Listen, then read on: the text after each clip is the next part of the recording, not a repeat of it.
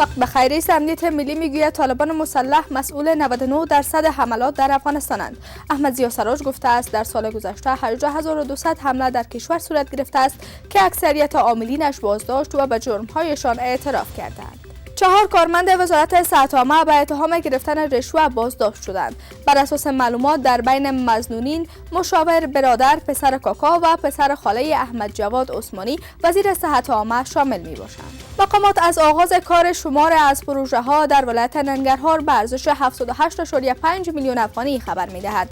در این پروژه ها اسفالت و جغل 5 سرک و پاککاری کانال به طول 3 کیلومتر شامل می باشد. در 24 ساعت گذشته 183 مورد تازه ویروس کرونا در کشور به ثبت رسیده است. در این مدت 10 تن از اثر این مریضی جان باخته و 191 تن شفا یاب شدند. کمیته خبرنگاران بدون مرز میگویند در سال جاری 50 خبرنگار در سراسر جهان کشته شدند و افغانستان در صدر جدول قربانیان قرار دارد.